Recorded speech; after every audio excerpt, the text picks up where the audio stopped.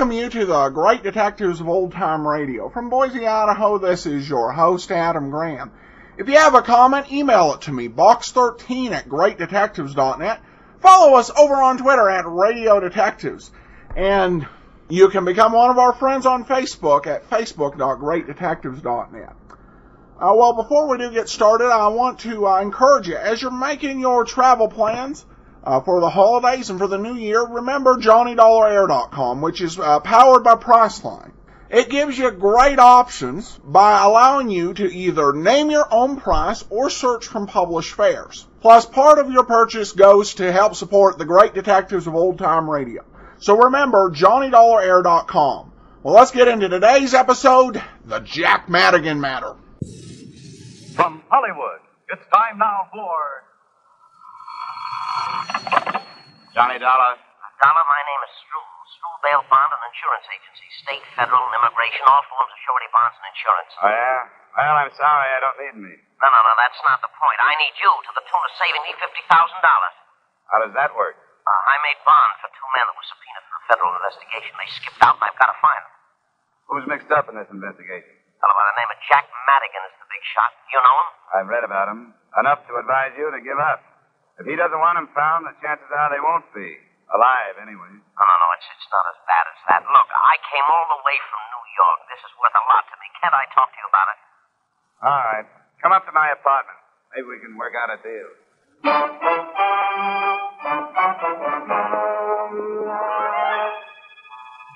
Edmund O'Brien in the transcribed adventure of the man with the action-packed expense account. America's fabulous freelance investigator, yours truly, Johnny Dollar.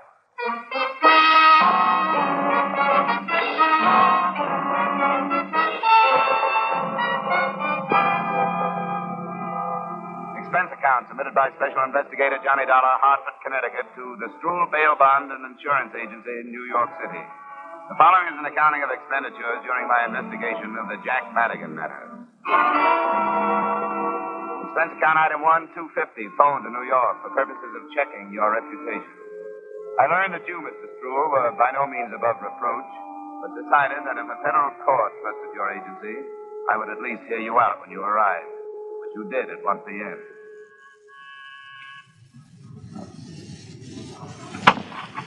Mr. Dollar? Come on in, Mr. Struhl. Thanks for sparing me your time. I'm in a mess. Sit down. You should have known better than to make bond for anybody that was going to testify against Jack Madigan. There was nothing I could do about it. Who forced you into it? Madigan? I've done business with some of his friends before, so he came to me this time and said, will I do it? The way he said it, there was nothing else I could do. Madigan stood the expense himself? Sure. He wanted them where he could get his hands on them, and looks like he did. Or they took a run out.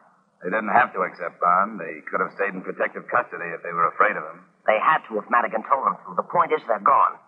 Unless I can prove they're dead or find them before they're due in court, I forfeit the $50,000. $25,000 apiece. I've got to do something. Why'd you come to me? I told you I've got to do something. It's a federal problem. You operate in New York, and New York has plenty of hungry private detectives, I hear, and a fair-sized herd of policemen. I'll tell you why I came to you. The New York cops are busy enough, and besides, to them, these witnesses are just two names on a long list of missing persons.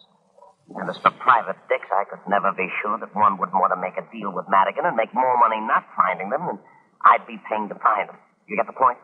What makes you think you can trust me? Well, you were mentioned by a fellow from one of the insurance companies I sell for. They tell me you're straight, except for padding your expense account here and there. No, that's slander. Now, who told you that? Don't make any difference. What's a little padding? I want to hire you. Okay, Mr. Struhl, you've hired me. Great. Now, who are these missing witnesses? Nippy Bruno is one. Real name's Joe. The other is Max Krause. I've got their addresses, next of kin, what they look like, and so on. Yeah, I got it all in this envelope here. Okay. Oh, there's one other thing. I want a retainer. $2,500. What's that for? To say they're going to work for a man I don't quite trust. Well, what, $2,500? That's pretty steep, You don't have to pay it. It's up to you. Yes. Well, I can't get it till tomorrow. That'll be fine. A cashier's check. When I get it, I'll see what I can do for you.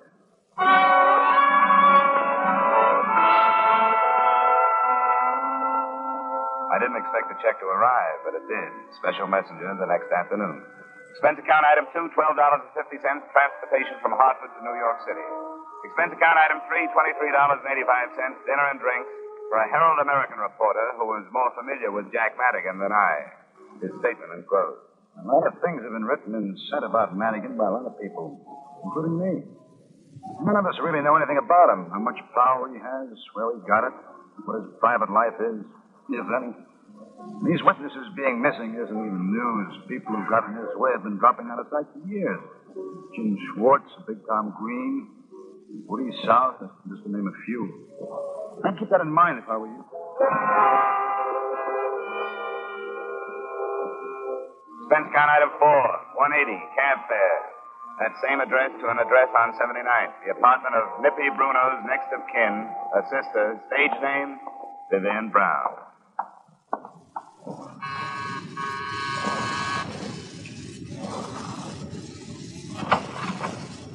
Good evening, sir. Hello. Is Vivian Brown in? What shall I say is calling? My name is Dollar. Mr. Dollar? She doesn't know me. Tell her I have some news about her brother. Come in, please. This way, please. Miss Brown is dressing to go out. I'll ask if she'll see you.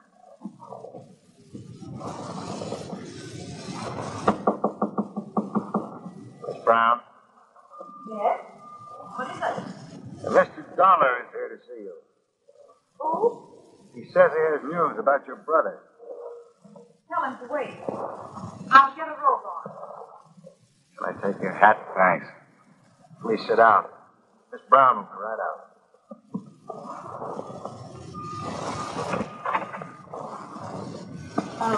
What was your name? I didn't get it. Dollar, Johnny Dollar. What makes you think I'd be interested in any news about Brother Nippy? Well, the mention of him got me in here. My butler doesn't slam the door on anybody until I tell him to.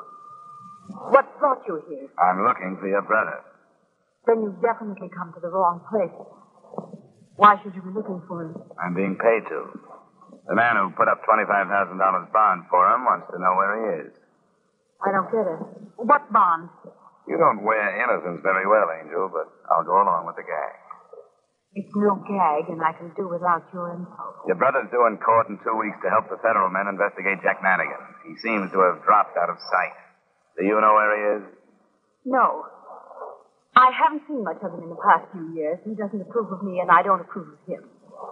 Does that answer your question? It brings another one to mind. He seemed to think enough of you to use your name on his bond request papers. How about that? All right, Peeper. I was only trying to do it easy for you. Red! I heard it. You walked into something, Peeper. I usually do. But I'm glad to see you in character. That automatic makes more sense than that phony butler act is. Stand up. Better see if he's carrying anything, Vivian. Okay. You're a good boy now. Until you're trying to pawn my wallet, I will. It's all right. He's safe. You can sit down, Dollar. Huh? What now? He should be here in 20 minutes. I'll go back to my room. Sure, go ahead. What's the rough stuff, Red? Hasn't been rough. But you don't know how close you came to getting your head blown off buzzing this door. It's liable to happen to the next one that does. Light yourself a smoke. We got about 20 minutes to wait. So we waited 20 minutes. Vivian came back into the room in a low-cut number that was a good choice for her sullen brunette attractiveness. It made her look softer. But the few remarks she passed weren't only icy. They could have come from a longshoreman. I was waiting for her brother to come in. That would have made sense. What did come in made none at all. It was Jack Madigan. Hi, Jack. Come on in and see what's found me. Well, what do you know about this? How are you, Jack? Fine, thanks. What are you doing with that pistol? We wanted to play it safe. Yeah, he's a detective of some kind. He was hired by that school to find Nippy. Well, that's interesting, isn't it? What do you have to say for yourself, my boy? Matter of fact, I'm speechless, Madigan. Oh, how's that? I thought I'd have to find you. I didn't expect you to find me. Yet, at least. And here. What's so strange about that? You and the sister of the missing witness? Maybe not so strange as that. Shut up. Keep your remarks to yourself, you two-bit heel. Yes. Lord, who makes me a highball? And you, put that gun away and go help him with the ice. If you say so, Jack. Of course I say so. Go on. I'm sorry, Jack. He's been needling me for half an hour. Now to take her across my knee, waving that gun in your face. What for? Anybody knows you can't fire a gun in these apartment houses without causing a ruckus. What's your name? Dollar. And Manny Struhl hired you to try Lippy. And the other man, Kraus. I'll tell you what to do. You go back to Struhl and tell him the boys are all right. Oh, let's not be childish, shall we? In what river are they all right now? See here, there's no need to take such a pessimistic view. I realize the press has given me a reputation for violence, but I don't deserve it. There's no reason for me to want to harm those boys. I'm not afraid of their testimony. I'm counting on it. Sure. And straight testimony, no perjury this time. Why, I've already talked to those federal men. I'm cleaning the slate this time, telling everything, and let the chips fall where they may. What kind of stuff is this? The truth. I'm tired. I've been at sword's point with the police and my government long enough. I've been offered certain little leniency, and I'm going to accept. It's been later than I thought for a long time. I'm through. You know, this is almost funny. I'm dead serious. You go back and tell that police corridor tout that the boys are all right. Where are they? I can't tell you that. I've got them under cover for their own good. Now, Dollar, don't go off half-cocked. A lot of heads are going to fall after the three of us have finished this federal catechism. If you think you're the only one looking for them, you must be a stranger in town. You're trailing the pack.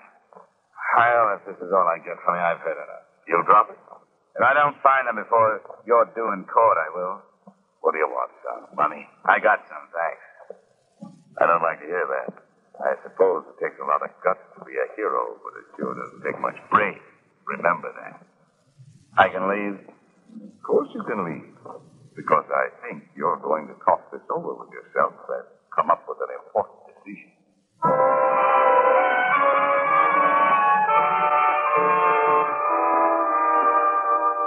I did talk it over with myself, but not until I found a cab stand on the corner and turned around.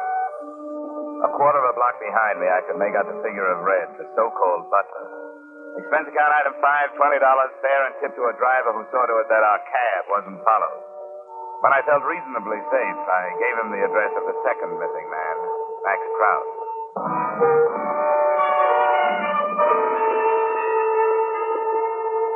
I didn't know what I expected to find there, other than an empty flat with possibly a lead of some kind. There was a trace of light showing under the door.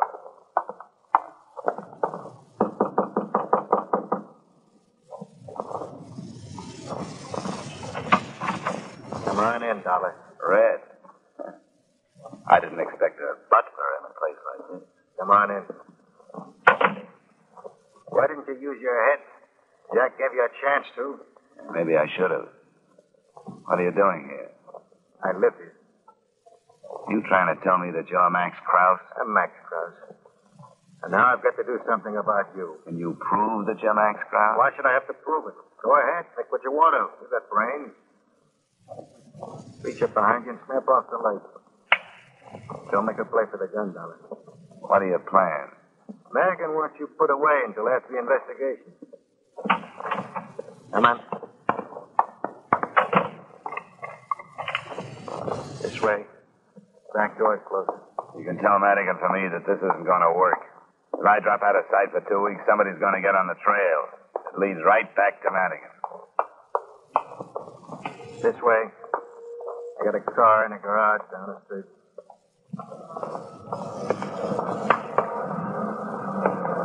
That's him. Get down!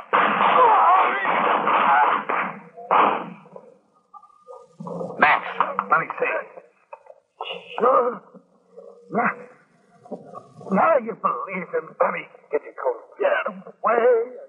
I hate your gun.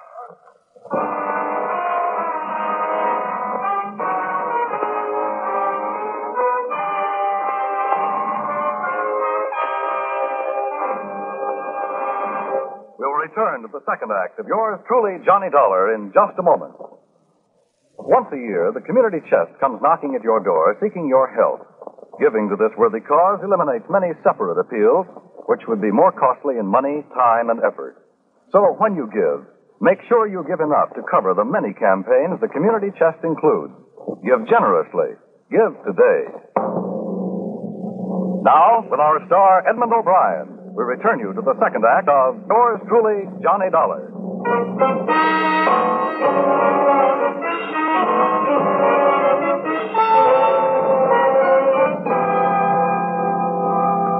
When the windows in the buildings around me started slamming open, I left the scene of the killing and carried with me a whole new set of thoughts on the Jack Madigan matter.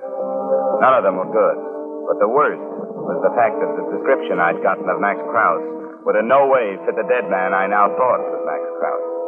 Expense account item 6, cab fare to your address, Mr. Struve.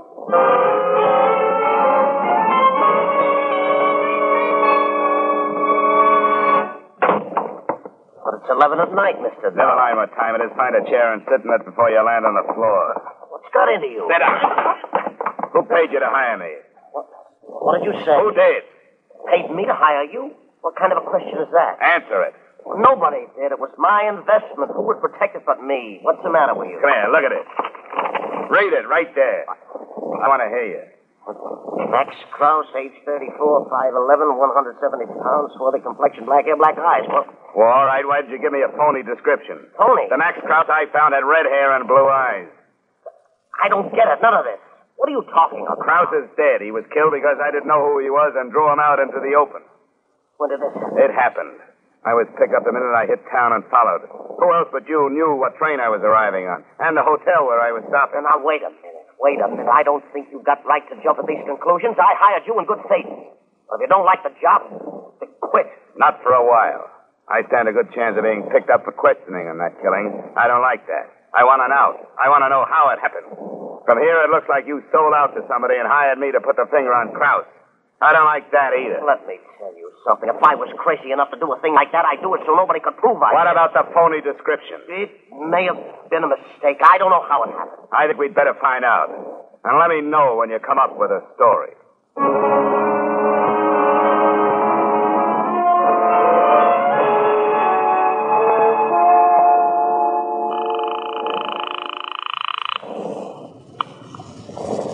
Hello?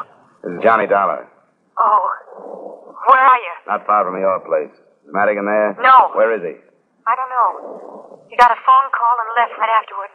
Was the call about Krause? You wouldn't tell me. What about Max? He was killed. Oh, I knew it was something awful. I could tell by his face. I've been scared to death ever since he left, and I didn't know why. I'll call back later and see if he's in. Mr. Dollar, I have no right to ask this, but there's something I want to tell you. Could you come up? Can't you tell me over the phone? Oh, won't you come up? You alone? Yes, I'm alone. Okay. I'll take a chance. It'll be about 10 minutes. It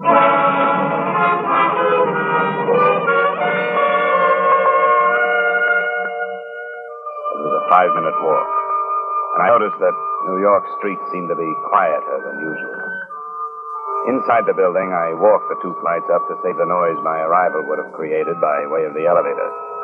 I listened a few minutes outside a door without hearing anything and took a plunge.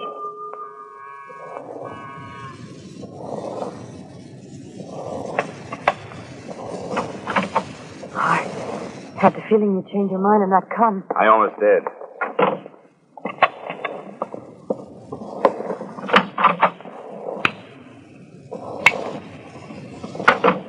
There's nobody here. When did Madigan say he'd be back? He didn't.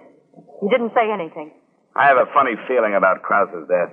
But except for my getting mixed up in this mess, it was more Madigan's fault than your fault than it was mine. Why didn't he tell me it was Krause who was here? If he told me that, I probably would have believed the rest of his pitch. Oh, I don't know. Nobody really knows anything about Jack. Not even you? Nobody. You put 3 men on their way to federal court to sing and a few hundred wanting to stop him. The lid is going to blow. What'd you want to tell me? I want to tell you where my brother is. Huh? After what happened to Krause, do you think that's wise? I have to say it. I'm in it, too. I think Jack knew these things were going to happen, even about you showing up. Knowing about it or planning it? I know it sounds impossible, but I keep remembering things he said. About how he'd have the government men eaten out of his hand.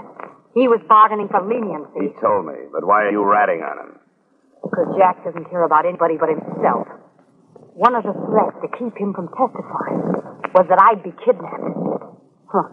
If he'd known that Max would be killed, he'd have let him take me, too. You think he did know? He hadn't let Max out of his apartment for almost a month. Tonight he ordered him to go. I think he wants us killed, so it'll make it look that much more dangerous for him. Does it sound too crazy? Well, not exactly, but it's hard to prove. I know that. And I did a foolish thing after he left. I called my brother Nippy and told him all this. I don't know what he thought, but I tried to call him again, and I don't get any answer. Where is he? He's been staying with Jack. It's over on Lexington, Brighton Arms, apartment 302. That's cozy. How afraid of kidnapping are you? Oh, I don't know what to do. I don't know how I can stand staying here and waiting. Where can I go? Get a coat. I'll put you in my hotel room.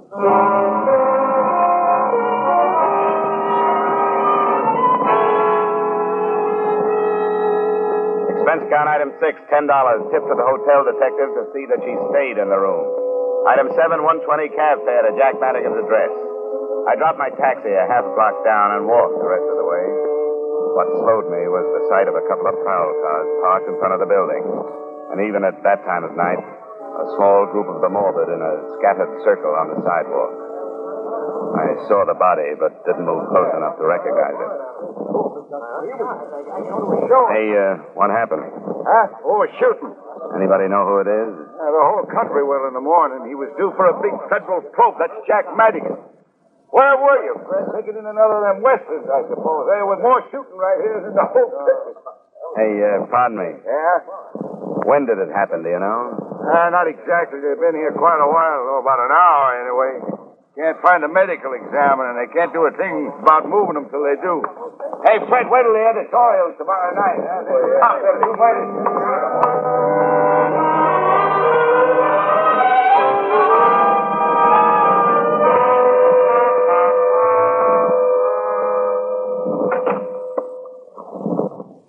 You got back in a hurry. What's the matter? Your theory has just been riddled. Madigan's been killed. I don't believe... That's what the on-the-spot experts say. I was wrong about him. What about Nippy? I don't think your brother would have been there.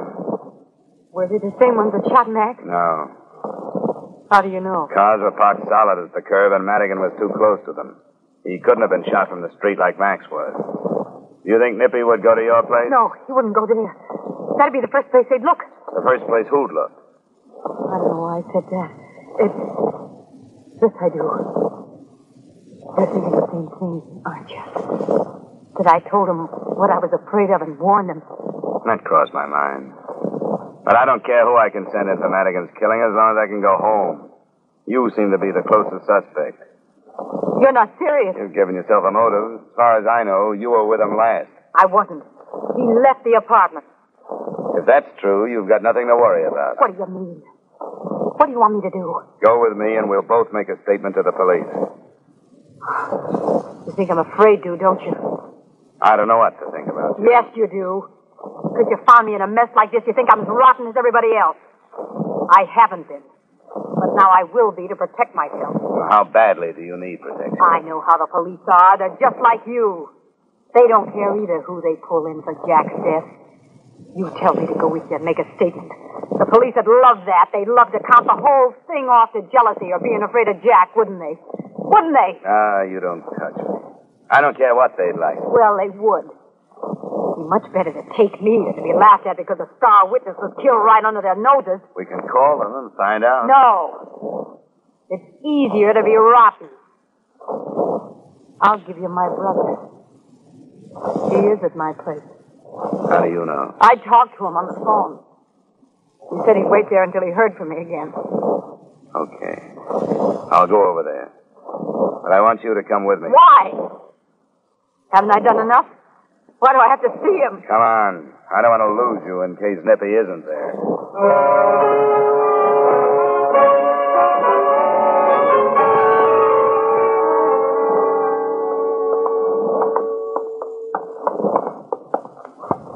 I'll do it. Give me the key.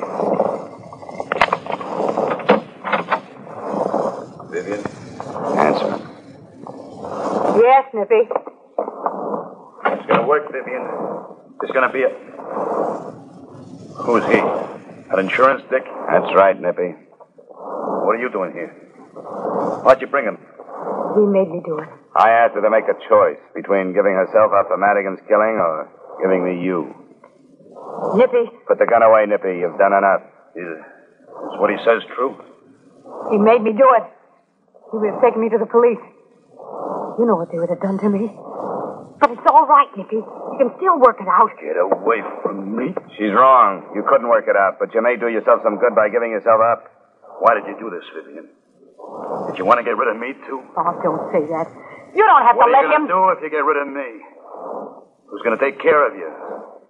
Who's going to find more Jack Madigans for you to play with? Nippy, don't. Who's going to do the job for you when you get fed up and afraid to tear yourself loose? You don't have to let him take you, Nippy. I know you could take care of it when he got here. Is she worth it, Nippy? There wouldn't be a chance to count me off to a gang killing. You don't have to be afraid of him. I'm not. Then take him and get away. Not him. I'm afraid of you, Vivian. You're going with me. Stay away from her. Nippy, let go. Stop fighting. I wouldn't hurt you. You will.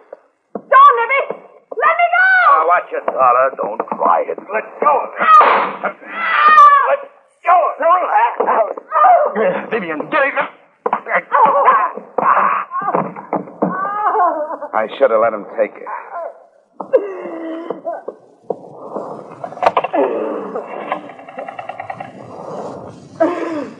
Give me the police.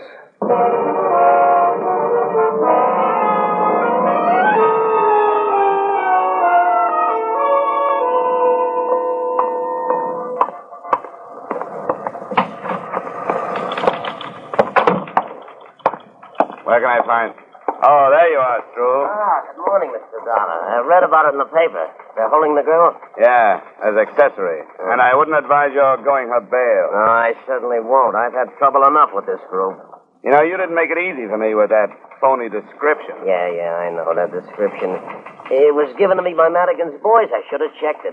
But don't worry, a mistake like that won't happen again. None of your mistakes will happen to me again. Huh? You'll understand what I mean, Stroll, when you get my bill.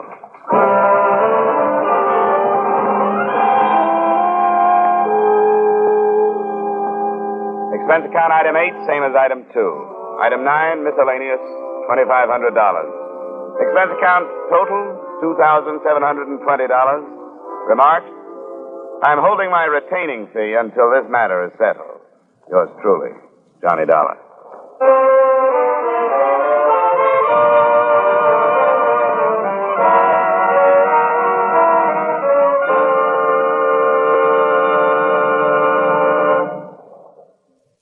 Yours truly, Johnny Dollar, stars Edmund O'Brien in the title role and is written by Gil Dowd with music by Wilbur Hatch.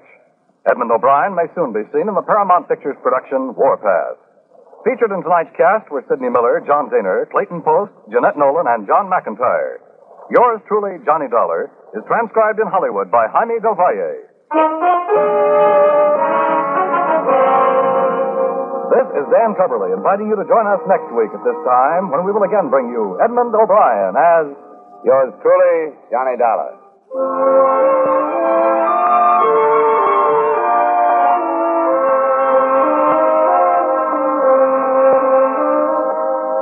How's for trying to sing it again tonight?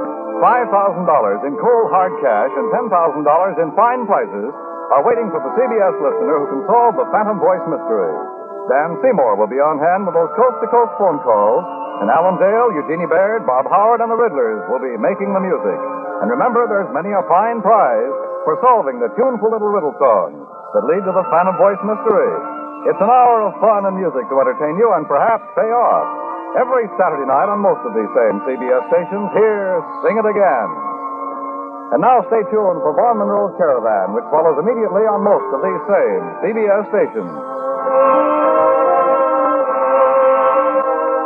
This is CBS, where Hopalong Cassidy rides every Saturday night, the Columbia Broadcasting System.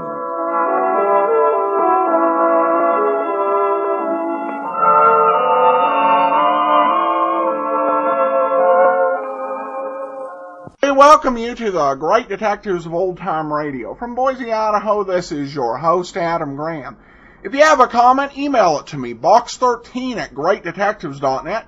Follow us over on Twitter at Radio Detectives. And you can become one of our friends on Facebook at facebook.greatdetectives.net. Well, before we do get started, I want to encourage you, as you're making your travel plans for the holidays and for the new year, remember JohnnyDollarAir.com, which is powered by Priceline. It gives you great options by allowing you to either name your own price or search from published fares. Plus, part of your purchase goes to help support the great detectives of old-time radio. So remember, JohnnyDollarAir.com. Well, let's get into today's episode, the Jack Madigan Matter.